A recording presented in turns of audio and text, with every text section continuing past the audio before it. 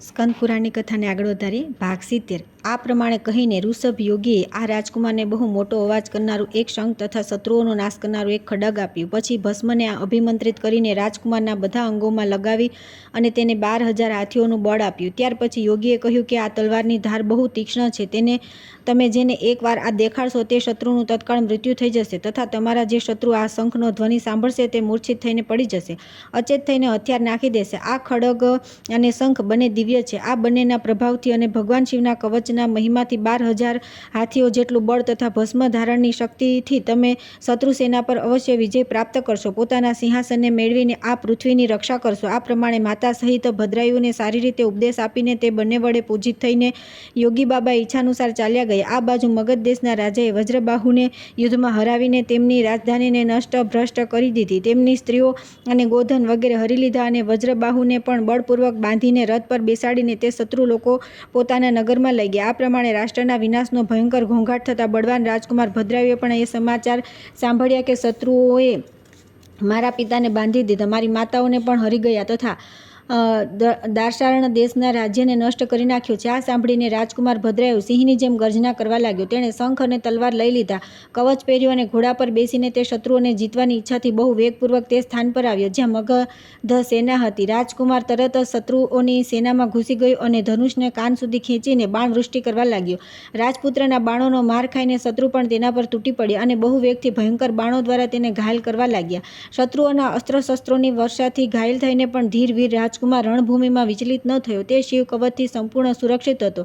માગધ સૈનિકોની અસ્ત્રવૃષ્ટિનો સામનો કરતો રહીને વીરવર ભદ્રાયુએ શત્રુ સેનામાં પ્રવેશ કરીને અનેક રથ, હાથી અને સૈનિકોને મારી નાખ્યા। રણભૂમિમાં જ એક રથીને સારથી રહિત મારીને રાજકુમારે તે રથ પર અધિકાર કરી લીધો અને પોતાના મિત્ર વૈશ્યકુમારને સારથી બનાવીને યુદ્ધનો આરંભ કર્યો। એવું લાગતું હતું જાણે હરણાઓના ટોળામાં કોઈ સિંહ વિચરી રહ્યો હોય। ત્યારે શત્રુ સેનાના બધા સેનાપતિઓ પોતાનું ધનુષ ઉઠાવીને ક્રોધિત થઈને માત્ર તેની સામે દોડ્યા। આ જોઈને રાજકુમાર ભદ્રાયુ તે આક્રમણકારીઓની સામે પોતાનું દિવ્ય ખડગ ઉઠાવી તેમને પોતાનું પરાક્રમ દેખાડવા આગળ વધ્યો। ચળકતી દિવ્ય તલવારને જોતા જ બધા સેનાપતિ એકદમ તેના પ્રભાવથી નિરાશ થઈને પ્રાણોથી હાથ ધોઈ બેઠા। તે રણભૂમિમાં જે સૈનિક તે તલવારને જોઈ લેતા હતા તે બધાનું તરત મૃત્યુ થઈ જતું હતું। ત્યાર પછી ભદ્રાયુએ શત્રુ સેનાનો સંપૂર્ણ નાશ કરવા માટે ભયંકર ગર્જના કરતો તે મહાશંખ વગાડ્યો।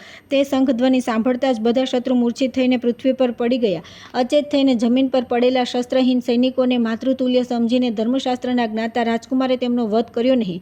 પોતાના બંધનમાં પડેલા પિતાને બંધનમુક્ત કરીને શત્રુઓના વશમાં પડેલી પોતાની માતાઓને પણ રાજકુમારે છોડાવી।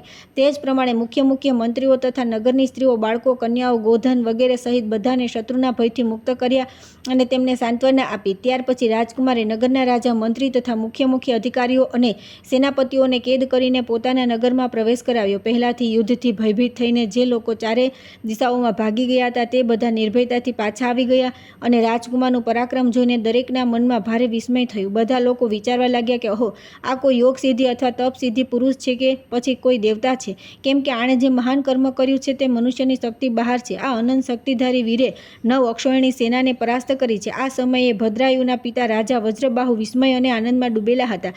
તેઓ નેત્રોમાં આનંદના અશ્રુ વહાવતા રહીને તેની સામે આવ્યા। રાજકુમારે પ્રેમપૂર્વક પિતાને પ્રણામ કર્યા ત્યારે રાજાએ પૂછ્યું કે હે મહામતે, તમે કોણ છો? દેવતા છો કે મનુષ્ય અથવા કોઈ ગંધર્વ તો નથી ને?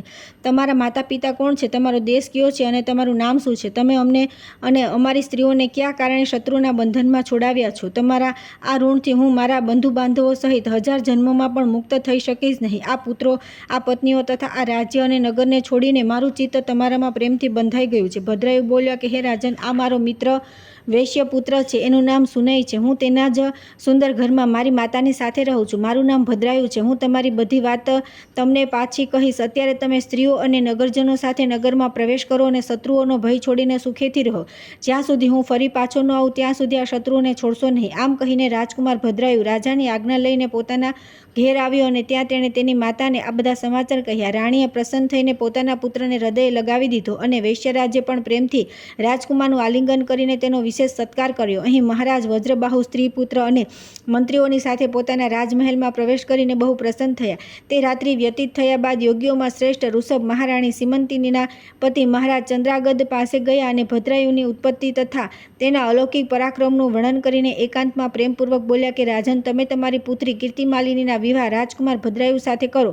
આ પ્રમાણે નિષદરાજને સમજાવી યોગી ઋષભ ચાલ્યા ગયા. ત્યાર પછી રાજા ચંદ્રાગદે વૈવાહિક મંગળને માટે ઉપયુક્ત શુભ મુહૂર્તમાં ભદ્રાયુને બોલાવ્યો અને પોતાની કીર્તિમાલીને આમની પુત્રીના લગ્ન તેની સાથે કરી દીધા. ભદ્રાયુના પિતા રાજા વજ્રબાહુને પણ બોલાવીને નિષદરાજે મંત્રીઓ સહિત તેમનું સામૈયું કર્યું અને નગરમાં આવ્યા બાદ તેમનો યથાવત સત્કાર કર્યો. વજ્રબાહુએ જોયું કે શત્રુઓનો નાશ કરનારા ભદ્રાયુ લગ્ન કરીને મારા ચરણોમાં પ્રણામ કરી રહ્યો છે, ત્યારે તેમણે બહુ પ્રેમપૂર્વક અને હર્ષપૂર્વક ઉઠાવીને તેને હૃદયે લગાવી દીધો તથા નિષદરાજે કહ્યું કે ચંદ્રાકજી, તમારો આ જમાઈ બહુ બળવાન છે. હું તેના વંશ અને જન્મનો યથાર્થ પરિચય સંભળાવવા ચાહું છું.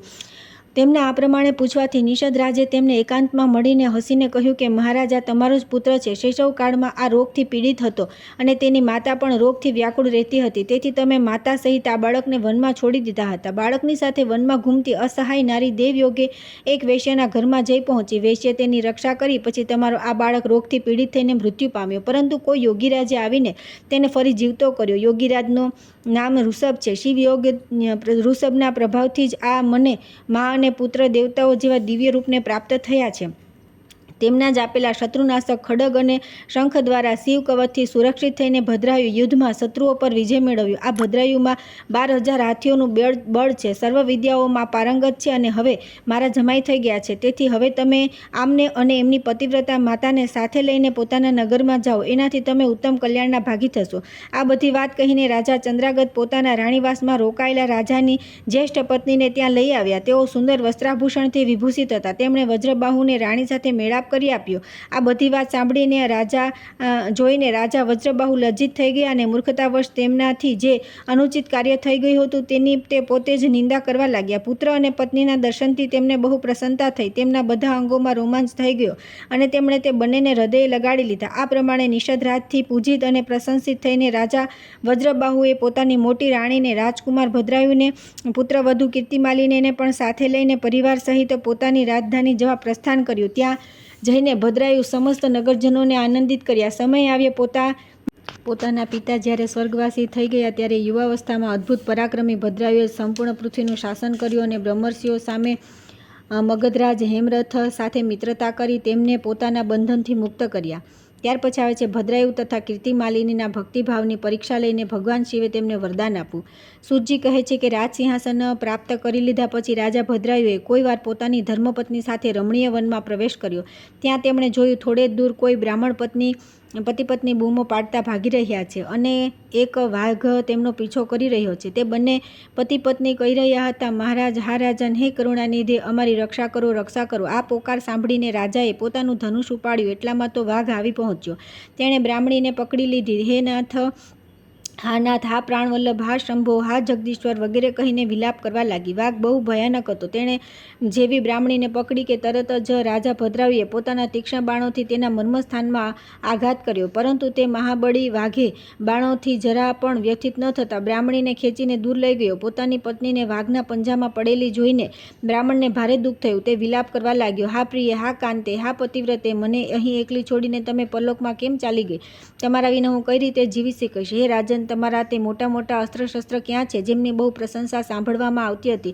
તે મહાન ધનુષને હવે શું થઈ ગયું? તમારું 12,000 હાથીઓનું બળ ક્યાં ગયું? તમારા શંખ, ખડગ તથા મંત્ર શસ્ત્રાવિદ્યાથી શો લાભ થયો? બીજાની રક્ષા કરવી એ ક્ષત્રિયનો પરમ ધર્મ છે. ધર્મજ્ઞ રાજા પોતાનું ધન અને પ્રાણ આપીને પણ શરણમાં આવેલા દીન દુઃખીઓની રક્ષા કરે છે.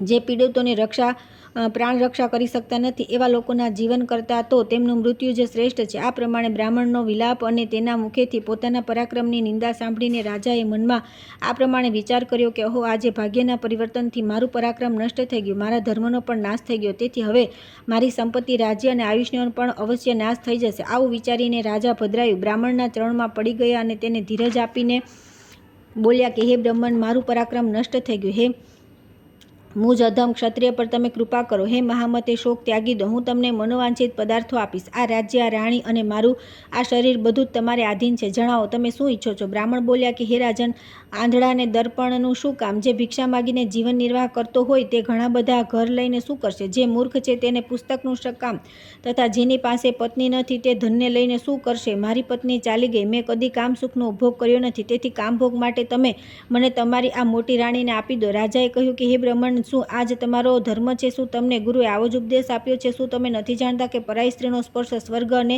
સુયશને નષ્ટ કરનારો છે? પરસ્ત્રીના ઉપભોગથી જે પાપ થાય છે તેને સેંકડો પ્રાયશ્ચિતો દ્વારા પણ ધોઈ શકાતું નથી. બ્રાહ્મણ બોલ્યો કે હે રાજન, હું મારી તપસ્યાથી ભયંકર બ્રહ્મહત્યા અને મદિરાપાન જેવા પાપનો પણ નાશ કરી નાખીશ. પછી પરસ્ત્રી ગમનની શી વિસાર? તેથી તમે તમારી આ પત્ની મને જરૂર આપો, અન્યથા તમે અવશ્ય નરકમાં પડશો. બ્રાહ્મણની આ વાત પર રાજાએ મનમાં વિચાર કર્યો કે બ્રાહ્મણના પ્રાણોની રક્ષા ન કરવાથી મહાપાપ થશે, તેથી તેનાથી બચવા માટે પત્ની આપી દેવી એ જ શ્રેષ્ઠ છે. આ શ્રેષ્ઠ બ્રાહ્મણને પોતાની પત્ની આપીને હું પાપમુક્ત થઈને તરત જ અગ્નિમાં પ્રવેશ કરી જઈશ. મનમાં આવો નિશ્ચય કરીને રાજાએ અગ્નિ પ્રગટાવ્યો અને બ્રાહ્મણને બોલાવી તેને પોતાની પત્ની આપી દીધી. ત્યાર પછી સ્નાન કરીને પવિત્ર થઈને દેવતાઓને પ્રણામ કરીને તેમણે અગ્નિની 2 વાર પરિક્રમા કરી અને એકાગ્રચિત્તે ભગવાન શિવનું ધ્યાન કર્યું. આ પ્રમાણે રાજાએ અગ્નિમાં પડવા માટે તૈયાર થઈને જગતપતિ ભગવાન વિશ્વનાથ એકદમ ત્યાં પ્રગટ થઈ ગયા. તેમના 5 મુખ હતા. મસ્તક પર ચંદ્રકળા આભૂષણનું કામ આપી રહી હતી. થોડા થોડા પીળા રંગની જટા લટકતી હતી. તેઓ કરોડો સૂર્ય જેવા તેજસ્વી હતા. હાથોમાં ત્રિશૂલ, ખટવાંગ, કુઠાર, ઢાલ, મૃગ, અભય, વરદ અને પિનાક ધારણ કરીને વૃષભ પર બેઠેલા ભગવાન નીલકંઠને રાજાએ પોતાની સામે પ્રત્યક્ષ જોયા. તેમના દર્શનના આનંદથી યુક્ત રાજા ભદ્રાયુએ હાથ જોડીને સ્તુતિ કરી. રાજા બોલ્યા કે જેમનો બીજો કોઈ સ્વામી નથી, જે અવિકારી પ્રધાન ગુણોથી યુક્ત અને મહાન છે તથા સ્વયં કારણ રહિત થઈને કારણોના પણ કારણ છે, તે સચ્ચિદાનંદમય પ્રશાંત સ્વરૂપ દેવ પરમ શિવને હું નમસ્કાર કરું છું. આપ સંપૂર્ણ વિશ્વના સાક્ષી, આ જગતના કરતા મહાન, તેજોમય તથા સર્વના હૃદયમાં અંતર્યામી રૂપે સ્થિત છો. તેથી વિદ્વાન પુરુષ સદા આપને શોધે છે અને યોગીજનો પોતાની ચિત્તવૃત્તિઓને રોકી અનેક પ્રકારની યોગ સાધનાઓ દ્વારા આપની આરાધના કરે છે. જે લોકો એકાત્મતાની ભાવના કરે છે તેમના માટે આપ એક છો, અને જેમની બુદ્ધિમાં અનેકત્વની પ્રતીતિ છે તેમના માટે આપ જ અનેક રૂપોમાં વ્યક્ત થયા છો. આપનું સ્વરૂપ ઇન્દ્રિયોથી પર, સર્વસાક્ષી આવિર્ભાવ અને તિરોભાવની લીલાથી યુક્ત તથા મનની પહોંચથી દૂર છે. આપ મન અને વાણીથી પર છો. આપમાં મોહનો સંપૂર્ણ અભાવ છે. આપ પરમાત્મા રૂપ છો. મારી વાણી માત્ર સત્વાદી ગુણોમાં સ્થિત અને પ્રકૃતિમાં વિલીન થનારી છે. તેથી તે આપના દિવ્ય વિગ્રહની સ્તુતિ કરવામાં કઈ રીતે સમર્થ થઈ શકે? છતાં પણ શરણાગતોના દુઃખ દૂર કરનારા આપના ચરણ કમળોનો જે લોકો ભક્તિપૂર્વક આશ્રય લે છે તે આપને પ્રાપ્ત થાય છે. તેથી ભયંકર ભાવરૂપી દાવાનળથી પીડિત થઈને હું સંસાર ભયની શાંતિના માટે નિત્ય આપનું ભજન કરું છું. દેવોના પણ દેવ, કલ્યાણ નિકેતન ભગવાન મહાદેવને નમસ્કાર છે. સૃષ્ટિ પાલન અને સંહાર કરનારા ત્રિમૂર્તિ રૂપ આપને નમસ્કાર છે. વિશ્વના આદિરૂપ અને સંસારના પ્રથમ સાક્ષી આપને નમસ્કાર છે. સત્તા માત્ર તત્વ આપનું સ્વરૂપ છે. આપને નમસ્કાર છે. આપ જ્ઞાન નંદઘન છો. આપને નમસ્કાર છે. આપ સંપૂર્ણ ક્ષેત્રોમાં નિવાસ કરનારા છો. આપની આત્મશક્તિ બધા ક્ષેત્રોથી ભિન્ન છે. આપ જ અશક્ત છો અને આપ જ અતિશય શક્તિમાન રૂપે આભાસિત થાવ છો. આપ ભૂમા પરમેશ્વરને નમસ્કાર છે. આપ નિત્ય નિરાભાસ સત્ય જ્ઞાનમય વિશુદ્ધ અંતરાત્મા છો. સર્વથી દૂર અને સમસ્ત કર્મોથી મુક્ત છો. આપને પ્રણામ છે. આપ વેદાંત દ્વારા જાણવા યોગ્ય તથા વેદના મૂળ ભાગમાં નિવાસ કરનારા છો. આપને પ્રણામ છે. આપની લીલાઓ વિવેકયુક્ત અને પવિત્ર હોય છે. આપ ત્રિગુણમય વૃત્તિઓથી સર્વથા દૂર છો. આપના નમસ્કાર છે. આપનું પરમ કલ્યાણકારી, આપ કલ્યાણ ફળ આપનાર છો. આપને નમસ્કાર છે. આપ અનંત, મહાન, શાંત અને વિશ્વરૂપ છો. આપને નમસ્કાર છે. આપ અઘોર, અત્યંત ઘોર અને ઘોર પાપોનો નાશ કરનાર છો. સંસાર બંધનના બીજોને શેકી નાખનારા સર્વ શ્રેષ્ઠ ગુરુ ભગવાન ગર્ભને નમસ્કાર છે. મોહ રહિત અને નિર્મળ આત્મગુણવાળા આપને નમસ્કાર છે. હે જગદીશ્વર, સનાતન દેવ, શંકર, વિરૂપાક્ષ, રુદ્ર, અવિનાશી, મૃત્યુંજય, મારી રક્ષા કરો. હે કલ્યાણમય ચંદ્રશેખર, શાંતમૂર્તિ, ગૌરીપતિ, સૂર્ય, ચંદ્ર અને અગ્નિમય નેત્રોવાળા ગંગાધર, અંધકાસુરનો નાશ કરનારા પુણ્યકીર્તિ, ભૂતનાથ અને કૈલાસ પર્વત પર નિવાસ કરનારા મહાદેવ, આપને વારંવાર નમસ્કાર છે. રાજાના આ પ્રમાણે સ્તુતિ કરવાથી માતા પાર્વતી સાથે પ્રસન્ન થયેલા કરુણાનિધાન મહેશ્વરે કહ્યું કે હે રાજન, તમે કોઈ અન્યનું ચિંતન ન કરતા, જે સદા સર્વદા મારું પૂજન કર્યું છે, તમારી આ ભક્તિના કારણે અને તમારા દ્વારા કરવામાં આવેલી આ પવિત્ર સ્તુતિને સાંભળીને બહુ પ્રસન્ન થયો છું. તમારા ભક્તિભાવની પરીક્ષા માટે હું સ્વયં બ્રાહ્મણ બનીને આવ્યો હતો, જેને વાઘ ગળી ગયો હતો. તે બ્રાહ્મણી બીજી કોઈ નહીં, તે ગિરિરાજ નંદિની ઉમાદેવી જ હતી. તમારા બાણ મારવા છતાં જેના શરીરને ઘાવ ન થયો તે વાઘ માયા નિર્મિત હતો. તમારા ધૈર્યને જોવા માટે જ મેં તમારી પત્નીને માંગી હતી. આ કીર્તિમાલિની અને તમારી ભક્તિથી હું પ્રસન્ન છું. તમે કોઈ દુર્લભ વરદાન માગો, તે હું આપીશ. રાજા બોલ્યા કે હે દેવ, આપ સાક્ષાત પરમેશ્વર છો. આપે સંસારના તાપથી ઘેરાયેલા એવા મુજ અધમને જે પ્રત્યક્ષ દર્શન આપ્યા છે, એ જ મારા માટે અમૂલ્ય વરદાન છે. હે દેવ, આપ વરદાનોમાં શ્રેષ્ઠ છો. આપની પાસે હું બીજું કોઈ વરદાન માગતો નથી. મારી એ જ ઈચ્છા છે કે હું મારી રાણી, મારા માતા પિતા, પદ્માકાર વૈશ્ય અને તેનો પુત્ર સુનય આ બધાને આપ આપના નિજ સેવક બનાવી લો. ત્યાર પછી રાણી કીર્તિમાલીને પ્રણામ કરી પોતાની ભક્તિથી ભગવાન શંકરને પ્રસન્ન કર્યા અને આ ઉત્તમ વરદાન માગ્યું કે હે મહાદેવ, મારા પિતા ચંદ્રાગદ અને માતા સીમંતીની આ બંનેને પણ આપના સમીપે નિવાસ પ્રાપ્ત થાય. ભક્તવત્સલ ભગવાન ગૌરીપતિએ પ્રસન્ન થઈ એવા મસ્તુ કહ્યું અને તે બંને પતિ પત્નીની ઈચ્છાનુસાર વરદાન આપીને તેઓ ક્ષણવારમાં અંતર્ધ્યાન થઈ ગયા. આ બાજુ રાજાએ ભગવાન શંકરનો પ્રસાદ પ્રાપ્ત કરીને રાણી કીર્તિમાલીની સાથે પ્રિય વિષયોનો ભોગ કર્યો અને 10,000 વર્ષો સુધી રાજ્ય કરીને પોતાના પુત્રને રાજ્ય આપીને તેમણે શિવજીના પરમ પદને પ્રાપ્ત કર્યું. રાજા અને રાણી બંને ભક્તિપૂર્વક મહાદેવજીની પૂજા કરીને ભગવાન શિવના ધામને પ્રાપ્ત કર્યા. આ પરમ પવિત્ર પાપનાશક અને અત્યંત ગોપનીય ભગવાન શિવનો વિચિત્ર ગુણાનુવાદ જે શ્રોતાઓને સંભળાવે છે અથવા સ્વયં પણ એકાગ્રતાપૂર્વક વાંચે છે તે આ લોકમાં ભોગ ઐશ્વર્યને પ્રાપ્ત કરી અંતમાં ભગવાન શિવને પ્રાપ્ત થાય છે.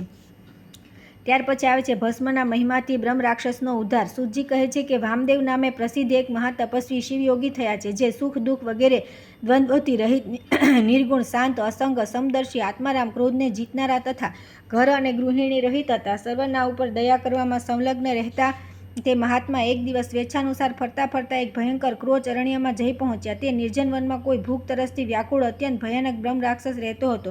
વામદેવજીને જોઈને તેમને ભરખી જવા માટે તે રાક્ષસ બહુ વેગપૂર્વક તેમની તરફ દોડ્યો. તેને આવતો જોઈને યોગીશ્વર વામદેવ જરા પણ વિચલિત ન થયા. તે ઘોર બ્રહ્મ રાક્ષસે તેમને પકડી લીધો, પરંતુ વામદેવના અંગોનો સ્પર્શ થતાં જ તેના બધા પાપો નષ્ટ થઈ ગયા અને તેને તેના પૂર્વજન્મનું સ્મરણ થયું. જેમ ચિંતામણીનો સ્પર્શ થતાં લોઢું પણ સુવર્ણ બની જાય છે, જેમ જંબુ નદીમાં પડેલી માટી પણ સોનું બની જાય છે, જેમ માનસ સરોવરમાં આવીને કાગડા પણ હંસ થઈ જાય છે અને જે પ્રમાણે એકવાર પણ અમૃત પી લીધા પછી મનુષ્ય અજર અમર દેવતા થઈ જાય છે, તે જ પ્રમાણે મહાત્મા પુરુષ પોતાના દર્શન અને સ્પર્શ માત્રથી પાપીઓને પણ તત્કાળ પવિત્ર કરી દે છે. તેથી સત્સંગ દુર્લભ છે. જે રાક્ષસ પહેલા ભૂખ તૃષાથી વિકળ થઈને ઘોર રૂપ ધારણ કરીને વનમાં ભટકતો ફરતો હતો, તે જ સાધુના સંપર્કથી પૂર્ણાનંદમય થઈ ગયો. તેણે યોગીના યુગલ ચરણાવિંદોમાં પ્રણામ કરીને કહ્યું કે મહાયોગીન, મારા પર પ્રસન્ન થાઓ. હે કરુણાનિધે પ્રસન્ન થાઓ. ક્યાં સર્વ પ્રાણીઓને ભયભીત કરનારા મારા જેવો પાપાત્મા અને ક્યાં તમારા જેવા દયાળુ મહાત્માના દર્શન. વામદેવજી બોલ્યા કે ભયાનક રાક્ષસનું રૂપ ધારણ કરીને આ વનમાં વિચરનારા તમે કોણ છો અને અહીં શા માટે રહો છો? રાક્ષસે કહ્યું કે આનાથી 25મા જન્મ પૂર્વે હું પવન રાષ્ટ્રનો રક્ષક હતો. તે સમયે મારું નામ દુર્જય હતું.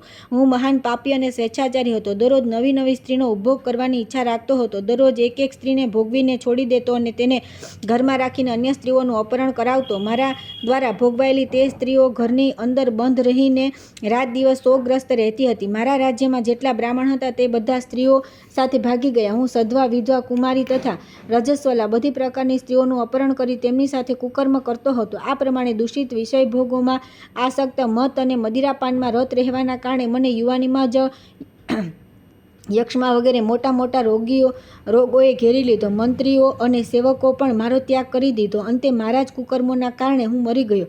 જે મનુષ્ય ધર્મભ્રષ્ટ થઈ જાય છે તેનું આયુ નષ્ટ થઈ જાય છે, અપયશ વધે છે, ભાગ્ય ક્ષીણ થાય છે, તે અત્યંત દુર્ગતિમાં પડે છે તથા તેના પિતૃઓનું સ્વર્ગમાંથી પતન થાય છે. મૃત્યુ પછી યમરાજના દૂતો મને યમલોક લઈ ગયા. ત્યાં મને ભયંકર નરકોમાં નાખી દેવામાં આવ્યો. ત્યાં યમદૂતોથી પીડિત થઈને મારે 30,000 વર્ષો સુધી રહેવું પડ્યું. ત્યાર પછી શેષ પાપોના ફળ ભોગવવા હું નિર્જન વનમાં પિશાચ થયો. પિશાચ યોનિમાં મેં 100 દિવ્ય વર્ષો વ્યતીત કર્યા. પછી બીજા જન્મમાં વાઘ, ત્રીજા જન્મમાં અજગર, ચોથામાં વરુ, પાંચમામાં સુવર, છઠ્ઠામાં કાચંડો, સાતમામાં કૂતરો, આઠમામાં શિયાળ, નવમામાં નીલગાય, 10મામાં મૃગ, 11મા જન્મમાં વાનર, 12મામાં ગીધ, 13મામાં નોળિયો, 14મામાં કાગડો, 15મામાં રીંછ, 16મામાં વન મુર્ગો, 17મામાં ગધેડો, 18મામાં બિલાડો, 19મામાં દેડકો, 20મામાં કાચબો, 21મામાં માછલી, 22મામાં ઉંદર, 23મામાં ઘુવડ, 24મામાં જંગલી હાથી અને આ 25મા જન્મમાં હું બ્રહ્મ રાક્ષસ થયો. આ સમયે તમારા શરીરના સ્પર્શ માત્રથી મારા પૂર્વજન્મોની સ્મૃતિ જાગૃત થઈ ગઈ. તમારા સંગથી મારા મનમાં વૈરાગ અને પ્રસન્નતા થઈ છે. હે મહામતે, આવો પ્રભાવ તમને કઈ રીતે પ્રાપ્ત થયો? વામદેવજી બોલ્યા કે આ મારા શરીરમાં લગાવેલી ભસ્મનો પ્રભાવ છે. ભગવાન શંકર સિવાય બીજું કોણ છે જે ભસ્મની શક્તિને જાણતું હોય? મહાદેવજીનું જેવું મહાત્મય છે તેવું જ ભસ્મનું પણ છે. ભસ્મના સંસર્ગથી તમારી બુદ્ધિ પણ નિર્મળ થઈ ગઈ. તેથી તમે પણ શ્રદ્ધાથી પવિત્ર ત્રિપુંડ ધારણ કરો. મહાતપસ્વી શિવયોગી વામદેવે આ પ્રમાણે ભસ્મનું મહાત્મય જણાવી ભસ્મને અભિમંત્રિત કરીને તે ભસ્મ ઘોર બ્રહ્મ રાક્ષસને આપી. તે ભસ્મનું બ્રહ્મ રાક્ષસે પોતાના લલાટમાં ત્રિપુંડ ધારણ કર્યું અને તેના પ્રભાવથી તે તત્કાળ બ્રહ્મ રાક્ષસના શરીરનો ત્યાગ કરીને દિવ્ય સ્વરૂપથી સુશોભિત થવા લાગ્યો. તેણે ભક્તિપૂર્વક ગુરુ વામદેવની પરિક્રમા કરી અને દિવ્ય વિમાનમાં બેસીને પુણ્યલોક માટે પ્રસ્થાન કર્યું. મહાયોગી વામદેવ સાક્ષાત શિવની જ જેમ પુનઃ સંસારમાં ભ્રમણ કરવા લાગ્યા. ત્યાર પછી આવે છે ભસ્મનો મહિમા. શબરની ચિતા ભસ્મ દ્વારા કરેલી પૂજાથી શિવજીની પ્રસન્નતા અને તેને બળી ગયેલી પત્નીનું પુનઃ જીવિત થવું. સૂતજી કહે છે કે શ્રદ્ધા જ બધા ધર્મો માટે અત્યંત હિતકર છે. શ્રદ્ધાથી જ મનુષ્યને બંને લોકમાં સિદ્ધિ પ્રાપ્ત થાય છે. શ્રદ્ધાથી ભક્તિ કરનાર મનુષ્યને પથ્થરની મૂર્તિ પણ ફળપ્રદ થાય છે. શ્રદ્ધા ભક્તિથી પૂજા કરવાથી અજ્ઞાની ગુરુ પણ સિદ્ધિદાયક થઈ જાય છે. શ્રદ્ધાથી જપ કરેલો મંત્ર અવ્યવસ્થિત હોવા છતાં પણ ફળદાયી થાય છે. શ્રદ્ધાથી પૂજા કરવાથી દેવતા નીચ પુરુષને પણ ફળ આપે છે. અશ્રદ્ધાથી કરેલી પૂજા, દાન, યજ્ઞ, તપ અને વ્રત બધું નિષ્ફળ થાય છે. જે બધે જ શંકાશીલ, શ્રદ્ધાહીન અને અત્યંત ચપળ હોય છે તે પરમાર્થથી ભ્રષ્ટ થઈને સંસાર બંધનથી મુક્ત થઈ શકતો નથી. મંત્ર, તીર્થ, બ્રાહ્મણ, દેવતા, જ્યોતિષી, ઔષધિ તથા ગુરુમાં જેની જેવી ભાવના હોય છે તેવી સિદ્ધિ પ્રાપ્ત થાય છે. આ સંદર્ભમાં એક અત્યંત અદ્ભુત ઉપાખ્યાન કહેવામાં આવે છે જેના શ્રવણથી બધા મનુષ્યોની અશ્રદ્ધા તત્કાળ દૂર થઈ જાય છે. પૂર્વકાળમાં પાંચાલ દેશના રાજાનું સિંહકેતુ નામે એક પુત્ર હતો જે સમસ્ત ઉત્તમ ગુણોથી યુક્ત અને સદા ક્ષત્રિય ધર્મમાં તત્પર રહેતો હતો. એક દિવસ મહાબળી સિંહકેતુ થોડા સેવકોની સાથે શિકાર કરવા માટે વનમાં ગયો. રાજકુમારનો કોઈ સેવક જે શબરકુળમાં ઉત્પન્ન થયો હતો તે શિકારની શોધમાં આમ તેમ ઘૂમી રહ્યો હતો. તેણે એક જીર્ણ તૂટેલું જૂનું દેવાલય જોયું જેમાં ચબૂતરા પર એક શિવલિંગ પડ્યું હતું જે જળાધારીથી તૂટીને અલગ થઈ ગયું હતું. તે શિવલિંગ સીધું અને સૂક્ષ્મ હતું. શબરે તેને મૂર્તિમાન સૌભાગ્યની જેમ જોયું.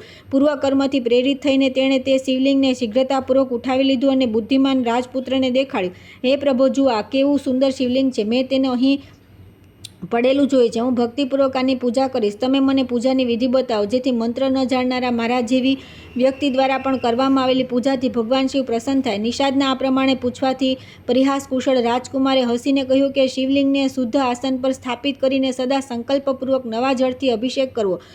શુભ ગંધ, અક્ષત, વનના નવા પત્ર, પુષ્પ તથા ધૂપ, દીપ વગેરેથી પૂજા કરવી. ચિતાની ભસ્મ ચડાવી અને આપણા ભોજન કરાવવા યોગ્ય અન્ન દ્વારા ભગવાનને નૈવેદ્ય અર્પણ કરવું. ફરી ધૂપ, દીપ વગેરે અર્પિત કરવા. યથા યોગ્ય નૃત્ય, વાદ્ય અને ગીત વગેરે પણ કરવા. પછી નમસ્કાર કરી વિધિપૂર્વક ભગવાનનો પ્રસાદ ગ્રહણ કરવો જોઈએ.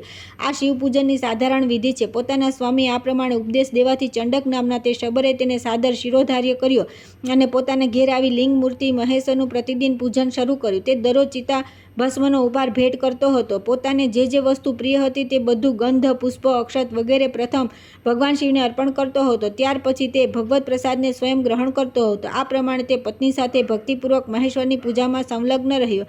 આ આરાધનામાં તેના ઘણા વર્ષ વીતી ગયા. એક દિવસ તે શબર જ્યારે શિવ પૂજા માટે બેઠો ત્યારે જુએ છે કે પાત્રમાં ચિતાની ભસ્મ જરા પણ શેષ નથી. ત્યારે તે તરત ઉઠીને દૂર સુધી ચિતા ભસ્મ શોધવા ગયો પણ તેને ક્યાંય તે ન મળી. અંતમાં તે થાકીને ઘેર પાછો આવ્યો અને પોતાની પત્નીને બોલાવીને તેણે કહ્યું કે પ્રિય, ચિતા ભસ્મ તો મને ન મળી. હવે હું શું કરું? આજે મારા શિવ પૂજનમાં વિઘ્ન આવી ગયું. પૂજા વિના હું ક્ષણવાર પણ જીવી નહીં શકું. પતિને આ પ્રમાણે વ્યાકુળ જોઈને શબરની પત્નીએ કહ્યું કે હે નાથ, ગભરાશો નહીં. હું એક ઉપાય બતાવું છું. આ આપણું ઘર ઘણા દિવસનું જૂનું થઈ ગયું છે. હું તેમાં આગ લગાડીને તે અગ્નિમાં પ્રવેશ કરી જઈશ. તેથી તમારે માટે ઘણી બધી ચિતાભસ્મ તૈયાર થઈ જશે. શબર બોલ્યો કે પ્રિયા, માનવ શરીર ધર્મ, અર્થ, કામ અને મોક્ષનું સૌથી શ્રેષ્ઠ સાધન છે. આ નવયૌવન સંપન્ન સુખોચિત શરીરને શા માટે ત્યાગી રહી છો? શબરની સ્ત્રીએ કહ્યું કે જીવનની સફળતા એમાં છે કે જે બીજાના હિત માટે પોતાના પ્રાણોનો ત્યાગ કરવામાં આવે. પછી સાક્ષાત શિવના માટે જે સ્વયં પ્રાણ ત્યાગ કરે તેના માટે તો કહેવાનું જ શું છે. મેં કોઈ ઘોર તપસ્યા કરી છે જેથી ભગવાન શિવની પ્રીતિના માટે પ્રજ્વલિત અગ્નિમાં પોતાના શરીરનો ત્યાગ કરું છું. પોતાની પત્નીને આવી સ્થિર બુદ્ધિ અને શિવભક્તિ જોઈને દ્રઢ સંકલ્પવાળા શબરે તથાસ્તુ કહી તેની પ્રશંસા કરી. શબરીએ સ્વામીની આજ્ઞા મેળવીને સ્નાનથી પવિત્ર થઈને અલંકાર પહેરી અને પોતાના ઘરમાં આગ લગાવીને અગ્નિદેવની ભક્તિપૂર્વક પરિક્રમા કરીને પોતાના પતિદેવને, ગુરુને નમસ્કાર અને હૃદયમાં ભગવાન સદાશિવનું ધ્યાન કરી અગ્નિમાં પ્રવેશ કરવા માટે તૈયાર થઈ. હાથ જોડીને આ પ્રમાણે સ્તુતિ કરી રહી કે હે દેવ, મારી ઇન્દ્રિયો આપની પૂજાના પુષ્પ બને, આ શરીર ધૂપ અને અગ્રુ થાય, હૃદય દીપક થાવ, પ્રાણ હવિષ્ય માટે કામ આવે અને કર્મેન્દ્રિયો તમારા માટે અક્ષત થાવ. આ સમયે આ જીવ આપની પૂજાના ફળને પ્રાપ્ત થાય. હું ધનપતિ કુબેરનું પદ ઈચ્છતી નથી, અવિચલ સ્વરની પણ ઈચ્છા નથી તથા બ્રહ્માજીના પદની પણ અભિલાષા રાખતી નથી. બસ એટલું જ ઈચ્છું છું કે જો ફરી આ સંસારમાં મારો જન્મ થાય તો હું દરેક જન્મ આપના ચરણાવિંદાનું સુંદર મકરંદનું પાન કરનારી ભમરી થાવ. હે મારા દેવતા, ભલે ને મારા સેંકડો જન્મો થાય, પરંતુ અજ્ઞાનની હેતુભૂત માયા મારા ચિત્તમાં પ્રવેશ ન કરે. અડધી ક્ષણ માટે પણ મારું હૃદય આપના ચરણકમળોથી અલગ ન થાવ. હે મહેશ્વર, આપને નમસ્કાર છે, નમસ્કાર છે. આ પ્રમાણે દેવેશ્વર ભગવાન શિવને પ્રસન્ન કરી દ્રઢ નિશ્ચયવાળી શબરી પ્રજ્વલિત અગ્નિમાં પ્રવેશી ગઈ અને ક્ષણોમાં બળીને ભસ્મ થઈ ગઈ. પછી સબર તે ભસ્મને લઈને બળી ગયેલા ઘરની પાસે જ ભગવાન શિવનું પૂજન કર્યું. પૂજાના અંતમાં તેણે પ્રસાદ લેવા માટે દરરોજ આવનારી પોતાની પ્રિયતમાનું સ્મરણ કર્યું. સ્મરણ કરતાં તે પહેલાંની જેમ હાથ જોડી અગાઉની જેમ સામે ઊભેલી દેખાઈ. પત્નીને જોઈને તથા તેનું બળી ગયેલું ઘર પણ પૂર્વવત જોઈને સબર આશ્ચર્યચકિત થઈને વિચારવા લાગ્યો કે અગ્નિ તો પોતાના તેજથી વસ્તુને બાળે છે, સૂર્ય માત્ર કિરણોથી તપાવાય છે, રાજા દંડ દ્વારા અપરાધીને બાળે છે અને બ્રાહ્મણ મનથી બાળી નાખે છે. મારી પત્ની તો પ્રત્યક્ષ અગ્નિમાં બળી ગઈ. એ જીવતી કઈ રીતે થઈ ગઈ સમજાતું નથી. આ સ્વપ્ન છે અથવા બ્રહ્માંડ નાખનારી કોઈ માયા? આ પ્રમાણે વિચારી રહેલા સબરે પોતાની પત્નીને પૂછ્યું કે પ્રિય, તમે તો અગ્નિમાં પ્રવેશ કરીને ભસ્મ થઈ ગયા, અહીં કઈ રીતે આવી ગઈ? અને આ બળી ગયેલું ઘર ફરી પહેલાંની જેમ ઊભું કઈ રીતે થઈ ગયું? સબરીએ કહ્યું કે જ્યારે હું ઘરને આગ લગાડી તેમાં પ્રવેશી ત્યારથી પોતાની મને કોઈ સુધ રહી નથી. ન તો મેં અગ્નિ જોયો અને ન લેશ માત્ર પણ તેના તાપનો અનુભવ કર્યો છે. એવું લાગતું હતું જાણે મેં પાણીમાં પ્રવેશ કર્યો છે. મને અડધી ક્ષણ સુધી ગાઢ નિંદ્રામાં સૂતી હોય એમ લાગી રહ્યું હતું અને હવે જાગી ગઈ છું. ઉઠતા જ મેં જોયું કે આપણું ઘર બળ્યું નથી, પૂર્વવત સુસ્થિર છે. અત્યારે ભગવાનની પૂજાના અંતમાં તમારી પાસે પ્રસાદ લેવા આવી છું. આ પ્રમાણે તે બંને દંપતી પ્રેમપૂર્વક આપસમાં વાતચીત કરી રહ્યા હતા. એટલામાં તેમની સામે પરમ અદ્ભુત વિમાન પ્રગટ થયું. તેમાં ભગવાન શંકરના 4 સેવકો આગળના ભાગમાં બેઠા હતા. તેમણે બંને નિષાદ દંપતીના હાથ પકડી વિમાનમાં બેસાડી દીધા. સબર અને સબરીને પોતાના શરીરનો ત્યાગ પણ ન કરવો પડ્યો. શિવદૂતોના હાથોનો સ્પર્શ થતાં જ નિષાદ દંપતી તે શરીર તરત જ તેમનામાં જેવા દિવ્ય થઈ ગયા. તેથી સમસ્ત પુણ્યકર્મોમાં શ્રદ્ધા જ રાખવી જોઈએ, કેમ કે સબરે નીચ કુળ હોવા છતાં પણ શ્રદ્ધાના બળ પર યોગીઓની ગતિ પ્રાપ્ત કરી. શ્રેષ્ઠ વર્ણમાં ઉત્તમ જન્મથી શો લાભ? સંપૂર્ણ શાસ્ત્રજ્ઞાનથી પણ શ્રદ્ધા ન હોય તો શો લાભ? જેના હૃદયમાં સદા ભગવાનની શિવની ભક્તિ છે તેનાથી વધીને ત્રણેય લોકમાં કયો પુરુષ ધન્ય છે?